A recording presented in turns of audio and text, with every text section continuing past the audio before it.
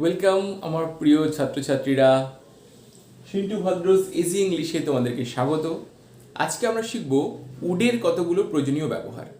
আমাদের ইংরেজিতে যে মোডাল অক্সিলারি রয়েছে তার মধ্যে উড অন্যতম। অক্সিলারি ভার্বসের মধ্যে দুটো পার্ট রয়েছে, তোমরা আগেই জানো। তার মধ্যে মোডাল অক্সিলারি একটা বিশেষ ভূমিকা পালন করে, তারা বাক্যের মুড ও ম্যানারকে চেঞ্জ করতে সাহায্য করে। দেখো, উডটাকে আমরা অনেকভাবে ব্যবহার করতে পারি। আমি আজকে উডের সমস্ত ব্যবহারগুলোকে একে একে বলতে থাকবো। দেখো, প্রথমে আমি যে ব্যবহারটা লিখেছি, একটা সেন্টেন্স আমি লিখে রেখেছি। দেখো, যখন দিদা বেঁচে ছিলেন তিনি আমাদের গল্প বলতেন। যখন দিদা বেঁচে ছিলেন তিনি আমাদের গল্প বলতেন। এই যে গল্প বলতেন, তার মানে অতীতে বলতেন এবং প্রতিদিন নিয়মিত বলতেন। এই যে উডের ফার্স্ট আমরা ব্যবহারটা দেখছি, অতীতের নিয়মিত অভ্যাস বোঝাতে।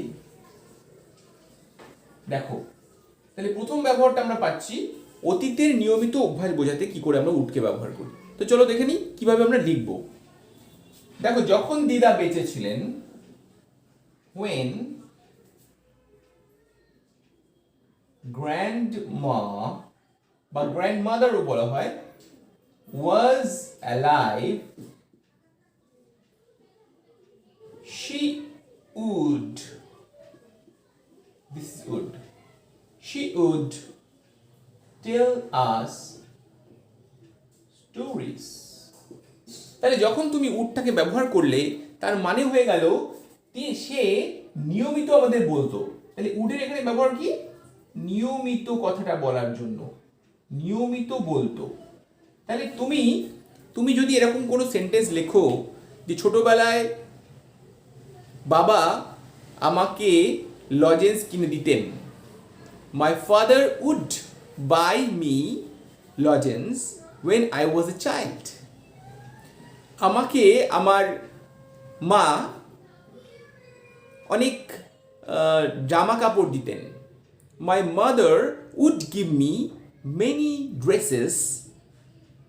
এরকম তুমি বলতে পারো when I was a little child. Sentence লিখেছি, ছেলেগুলো রোজ নদীতে স্নান করত। ছেলেগুলো রোজ নদীতে স্নান করতো, তার মানে প্রতিদিন করতো। আগে যখন করতো তারা প্রতিদিন করতো, নিয়মিত করতো। তো এটাকে তুমি কি করে লিখছো? ছেলেগুলো লিখছো the boys would bath in the river daily. তাহলে উড বাথ যখন বলছো তুমি, তার মানে তারা করতো এবং নিয়মিত আকারে করতো, সেটা কিন্তু এটা বোঝানো যাচ্ছে উডের ব্যবহার দিয়ে। তো উডের এটা ছিল এক নম্বর ব্যবহার। চলো দেখে নিই আমরা আর কিভাবে উডকে ব্যবহার করা যায়। দেখো, দেখে নিই আমরা উডের আরো একটি ব্যবহার। দেখো, বিনয় বোঝাতে উড। আমরা ন্যাচারালি যখন ইংরেজি ল্যাঙ্গুয়েজটা ইউজ করি, English is too much modest language, modest. এখানে অনেক তুমি বিনয়ের সাথে কথা বলতে পারো এই মোডাল অক্সিলারিগুলোর সাহায্যে। এমনকি এমন কিছু মোডাল অক্সিলারি বাংলাতেও পাওয়া যায় না, এমনও কিছু ব্যবহার রয়েছে ইংরাজিতে। তো দেখে নিই এই বিনয় বোঝাতে উডটাকে আমরা কিভাবে ব্যবহার করতে পারি। যেমন ধরো, একটা সেন্টেন্স আমি লিখেছি, তুমি কি আমাকে পেনটি দেবে? তাহলে আমরা যদি লিখি will you give me the pen. দেখো, এটা কিন্তু সঠিক সেন্টেন্স। কিন্তু যদি তুমি তাকে অনুরোধ করে বলো, তাকে যদি অনুরোধের সুরে বলো যে তুমি কি যদি কিছু মনে না করো, এরকম একটা এক্সপ্রেশন যদি থাকে তার মধ্যে, তুমি কি আমাকে পেনটা অনুগ্রহ করে দেবে, অর্থাৎ তুমি তার কাছে বিনয়ের সাথে এক্সপ্রেস করছো। আমরা বাংলাতে এতগুলো কথা ব্যবহার করলাম, দেখো, তুমি কি অনুগ্রহ করে পেনটি আমাকে দেবে, বা যদি কিছু মনে না করো তুমি কি পেনটি দেবে। এই যে এতগুলো কথা, সেই কথাগুলো ইংরেজিতে বলতে হয় না। ইংরেজিতে খুব শর্টে বলা যায়। এই যে বিনয়টা তুমি দেখাতে চাইছো, যেটা আমি বললাম, সেটা শুধুমাত্র উডের ব্যবহার করে। তাহলে এখানে যদি আমরা উইলটা না ব্যবহার করে যদি আমরা বলি would you give me the pen, আমাকে পেনটি দেবে, তার মানে হলো তুমি কি অনুগ্রহ করে পেনটি আমাকে দেবে যদি তুমি কিছু মনে না করো। অর্থাৎ এই এতটা এক্সপ্রেশন, এতটা বিনয় তার মধ্যে প্রবেশ করে গেল জাস্ট একটা মোডাল অক্সিলারি ইউজ করে। That is would. তাহলে আমি আগেই বলেছি যে মোডাল অক্সিলারি কাজ হলো বাক্যের মুড আর ম্যানারকে চেঞ্জ করা। তার মানে এখানে তোমাকে চেঞ্জ করছে তুমি কতটা বিনয়ীভাবে তাকে জিজ্ঞাসা করলে, তুমি কতটা মোডেস্ট ভাবে তাকে কথা বললে। এই যে এক্সপ্রেশনের এটা হলো মজা। দেখো উডের ব্যবহারে তুমি যখন করছো তুমি কিন্তু এতগুলো কথা একবারে বলে ফেলতে পারলে। দেখে নি আরেকটা এক্সাম্পলস। দেখো আপনি কি আমার সাথে আসবেন, এই যে সেন্টেন্সটা এখানে তুমি কি করতে পারো, will you come with me. Will you come with me যদি বলো তাহলে সেখানে কোনো বিনয়ী থাকছে না, সেখানে কোনো মোডেস্টি থাকছে না, সেখানে কোনো অনুরোধ থাকছে না। আপনি কি আসবেন, জাস্ট একটা প্রশ্ন থাকছে, সেখানে কোনো বিনয়ের সুর নেই। কিন্তু তুমি যদি এখানে বলো যে would you come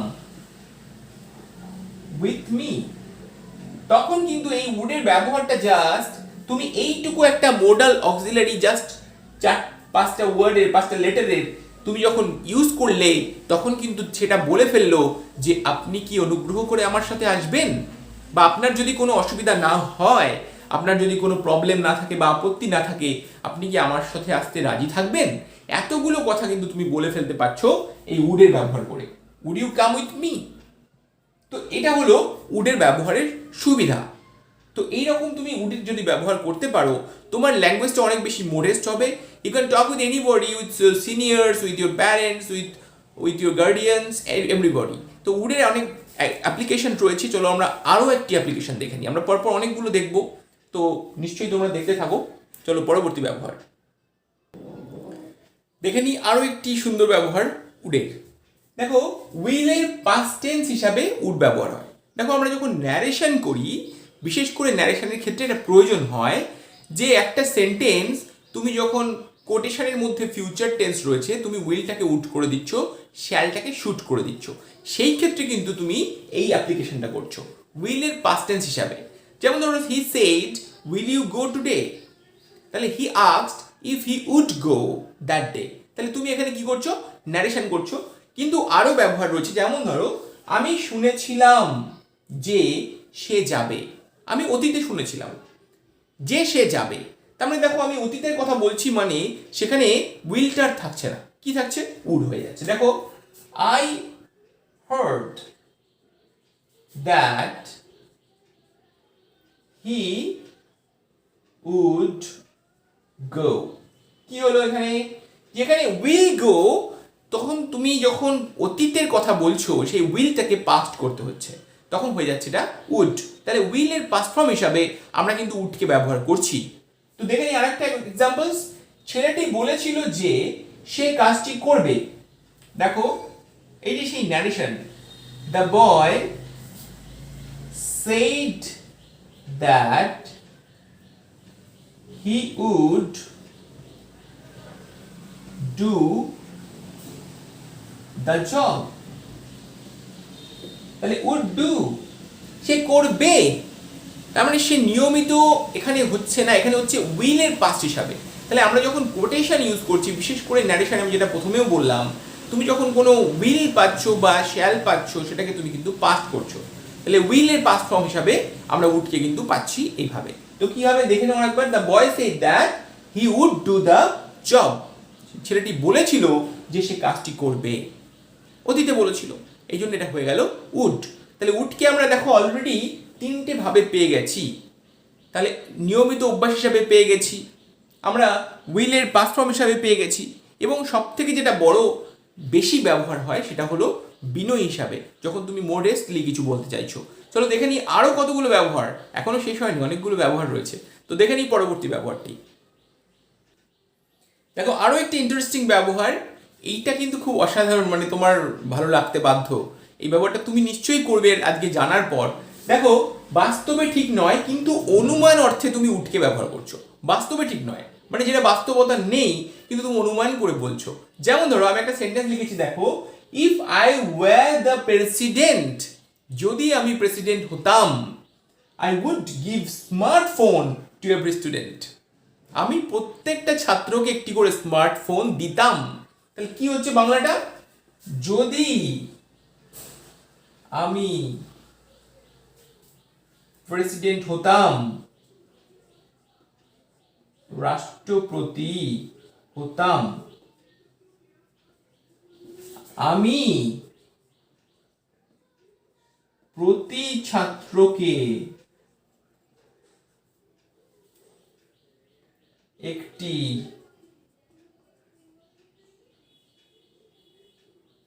স্মার্টফোন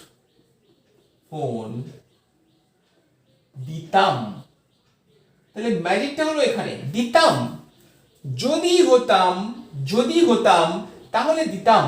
তার মানে যদি যদি কথাটা আমরা কখন ব্যবহার করি বাংলাতে, যেটা বাস্তবে নয়। যেমন ধরো আরেকটা এক্সাম্পল দিই।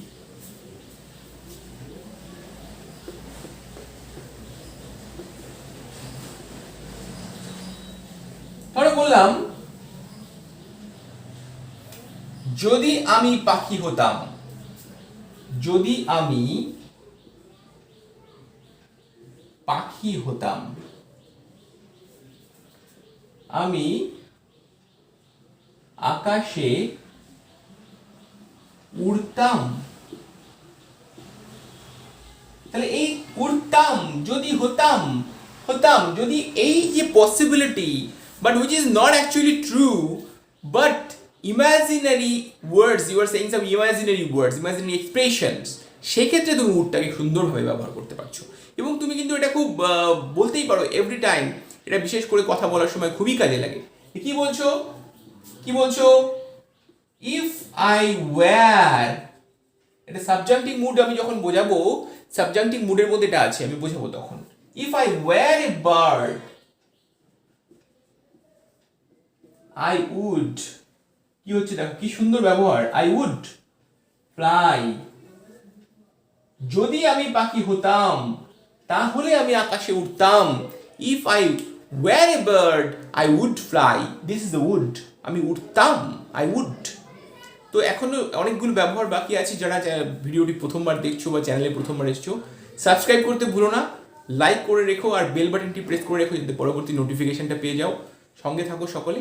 চলো দেখে নিই আমরা পরবর্তী ব্যবহারটি। আর প্লে লিস্টটা সকলে দেখবে, সেখানে কিন্তু সমস্ত গ্রামার, রাইটিংস অ্যান্ড টেক্সট আলাদা করে দেওয়া আছে। তো visit the playlist please. তো চলো দেখে নিই, if I were a bird I would fly. তো নেক্সট ব্যবহার দেখো, আরো একটি interesting use of would. 5 number, অতীতের দৃঢ় সংকল্প বোঝাতে। অতীতের দৃঢ় সংকল্প বোঝাতে তুমি উডকে ব্যবহার করছো পাস্ট ডিটারমিনেশন, যেটাকে আমরা বলছি পাস্ট ডিটারমিনেশন, অতীতের সংকল্প। কিভাবে? যেমন ধরো ডাক্তার তাকে খেতে বলেছিল কিন্তু সে খাবে না। অর্থাৎ এটা পুরোটাই অতীতে ঘটে গেছে। একটা কোনো ডাক্তার একটা রোগীকে দেখতে গেছিল, দেখতে গিয়ে তাকে বলেছিল খেয়ে নিন নয়তো আপনার শরীর খারাপ করবে, কিন্তু সে খাবে না, সে সংকল্প করে বসে আছে। এই যে সে খাবে না, এটাও কিন্তু অতীতেরই কথা। তো এই ধরনের কোনো এক্সপ্রেশন তুমি কি করবে? আমি তাকে চলে যেতে বলেছিলাম কিন্তু সে যাবে না, এরকম এক্সপ্রেশন তো প্রচুর প্রয়োজন হয়। তাহলে তখন তুমি কি করে লিখবে? How you will write this? দেখো, doctor told him to eat, but he would not. কি সুন্দর করে বলা হয়ে গেল দেখো। আর the doctor told him to eat, doctor তাকে খেতে বলেছিলেন, but he wouldn't, কিন্তু সে খাবে না। I told him to go, but he wouldn't, আমি তাকে বলেছিলাম যেতে কিন্তু সে যাবে না। I told him to come, but he wouldn't. তাহলে আমি এখানে would not বা wouldn't আমি কিন্তু ইউজ করতে পারছি খুব সহজেই অতীতের দৃঢ় সংকল্পকে পরিষ্কার করে বোঝানোর জন্য। তো এই ধরনের এক্সপ্রেশন যদি তোমাকে এক্সপ্রেস করতে হয়, তোমাকে যদি বলতে হয়, তোমাকে কিন্তু মোডাল অক্সিলারির সাহায্য নিতেই হবে। এবং there is the would, utility of would, very very important part তোমরা আজকে শিখছো এবং এগুলো একত্রিতভাবে তোমরা পাচ্ছ। তোমরা হয়তো অনেক জায়গায় দেখবে একটা করে শেখানো রয়েছে, কিন্তু আমি কিন্তু চাচ্ছি সমস্তগুলো একসাথে তোমাদেরকে দেওয়ার চেষ্টা করছি, যাতে অনেক বেশি করে তোমরা শিখতে পারো এবং ফাস্ট শিখতে পারো। তো এরপরে যদি তোমরা মনে করো আরও এক্সপ্লেনেশন চাই বা আরও ভিডিওস চাই, আমাকে অবশ্যই জানাবে, আমি মডেলস নিয়ে অনেক ভিডিওস তাহলে করে দেবো। তো চলো দেখে নিই আর কি ব্যবহার করতে পারি উডের, আরও ব্যবহার। চলো, আরও একটি খুব ইম্পর্টেন্ট ব্যবহার যেটা আমরা খুব কমনলি করে থাকি, সেটা হলো ইচ্ছা প্রকাশ করতে উডের ব্যবহার। খুব কমনলি ব্যবহারটা আমরা করে থাকি। যেমন ধরো আমি কিছু খেতে চাই, মা আমি কিছু খেতে চাই, ইচ্ছা প্রকাশ করছো, you are expressing your desire, ইচ্ছা আছে তোমার। সে একটু ঘুমোতে চায়, তাকে ঘুমোতে দাও, সে ইচ্ছা প্রকাশ করছে। আমি কিছু বলতে চাই, এই রকম কথা তুমি ক্লাসে বলতে চাও, তুমি ক্লাসে হাত তুলে বলছো স্যার আমি কিছু বলতে চাই, এটা তুমি কি করে বলবে? তোমার এই যে কথাগুলো তোমার সবসময় তুমি বাংলাতে বলছো, বাট তুমি সেটাকে ইংরাজিতে কনভার্ট করতে পারছো না, সেক্ষেত্রে তোমাকে এটা হেল্প করবে। দেখো কি করে লিখছো তুমি, আমি কিছু খেতে চাই, I would like to eat something. I would like to eat something. আমি কিছু খেতে চাই, I would like to eat something. মজাদার ব্যবহার। দেন দেখো সে একটু ঘুমোতে চায়, he would like to sleep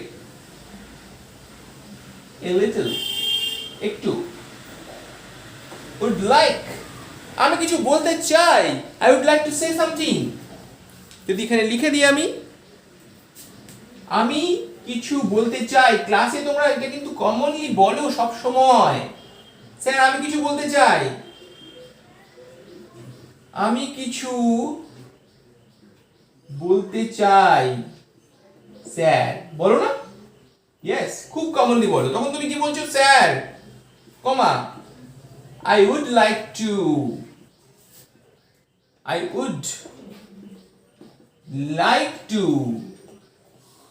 say something.